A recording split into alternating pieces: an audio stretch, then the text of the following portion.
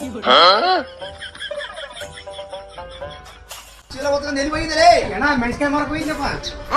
ಅವ ಮೆಣಸಿನಕಾಯಿ ಮಾರಕ್ ಹೋಗಿದ್ದೆ? ಹೌದಪ್ಪ. ರೊಕ್ಕ ಪಕ್ಕ ಜಗ್ಗಿ ಬಂದ ಎಲ್ಲಿ ಬರ್ತಾವ ರೊಕ್ಕಗಳು? ಆಳಿಗೆ ಗೊಬ್ಬರಕ್ಕೆ ಎಣ್ಣೆಗೆ ಸರಿಯಾಗಿ ಬಿಟ್ಟ.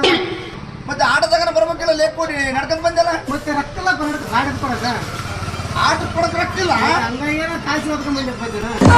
ಇದ್ಯಾರು ಈತ ಬಡ್ಡಿಗೆ ಸಾಲ ಸೇರಿದಪ್ಪ. ಹಿಂದೆ ಎತ್ತಿ ಬಿಡೋಣ. ಹಿಂದಕ್ಕೆ ಬಿಡಣ. ಅದಕ್ಕೆ ಈ ಕಾಲ್ಚೀಲ ಕೂಡ ಹಾಕಿ ಕೊಡ್ಬೇಕು. ಅದು ಕಾಲ್ ಚಿತ್ತ ಅದೇನು ಮಾಡ್ತಾನೆ, ಹೇಗೆ ಕೊಡಿ ಏನ್ ಮಾಡೋದಪ್ಪ? ರೊಕ್ಕ ಮತ್ತೆ ಮೆಣಸಿನಕಾಯಿ ರೇಟ್ ಇಲ್ಲ, ಇಳುವರಿ ಬಂದಿಲ್ಲ, ಏನ್ ಮಾಡ್ಲಿ? ಯಜಮಾನ ರೈತರ ಕಷ್ಟ ಎಲ್ಲ ಗೊತ್ತದ ನೋಡ. ಅವ್ನು ಮೆಣಸಿನಕಾಯಿ ಬಿಡಿಸಿದ್ದ ಆಳಿಗೆ ಹೋಳಿಗೆ ಅದೇನು ಪರ್ಸೆಂಟೇಜ್ ಸಬ್ಸಿಡಿ ಅದು ಇದು ಓಕೆಸ್ ಏನು ಉಳಿದಲ್ಲ ಅಂತ ಬರೀ ಕಾಲ್ ಚೀಲ ಉಳಿದಲ್ಲ. ಆಟಕ್ಕೆ ಬರೋಕೆ ರೊಕ್ಕಿಲ್ಲ ಅಂತ ಅವನಿಗೆ. ನೀವು ಬಡ್ಡಿ ಕೊಟ್ಟರೆ ತಡ್ಕೋಬೇಕಪ್ಪ. ಹೊರಸಾಯ್ತು ಕೊಟ್ಟು ಏನು ಬಡ್ಡಿಲ್ಲ ಗಂಟಿಲ್ಲ, ಮತ್ತೆ ಏನು ಮಾಡ್ತಿದೆ? ಬಡ್ಡಿನ ಕೊಟ್ಟು ಮತ್ತೆ ಸರಿ ಮಾಡುತ್ತೆ ಹೆಂಗಾರ ಮಾಡಿ. ಜನ ಬಡ್ಡಿ ಅಂತ ಕೊಡಂತ ಕೊಡಲಿ, ಕಾಲ್ ಚೀಲ ಕೊಟ್ರೆ ತಾನು ಏನು ಮಾಡ್ತಾನ? ಕಾಲ್ಚೀಲ ನನಗೆ ಅಕ್ಕಂತಿಲ್ಲ. ನನಗೆ ಯಾರಿಗೂ ಸರಿ ನೀನೇ ದೊಡ್ಡ ಮನಸ್ಸು ಮಾಡ್ಕೊಂತ ಸರಿ ಮಾಡಿಕಪ್ಪ. ಮತ್ತೆ ಹೆಂಗಾರ ಮಾಡಿ ಬಡ್ಡಿ ಕೊಡ್ತಾನೆ. ಒಂದು 4 ದಿನ ತಡಕ್ಕೆ ರೈತರ ಕಷ್ಟ ನಿಮ್ಗೆ ಗೊತ್ತದಲ್ಲಪ್ಪ. ಬಡ್ಡಿ ಕೊಟ್ಟು ಬಡ್ಡಿ ಕೊಡಿಸ್ತೆ ಬಾರಿ ಕೊಡಿ. ದನ ಕಡೆ ನೀರು ಕುಡಿ, ನೀರು ಕುಡಿ.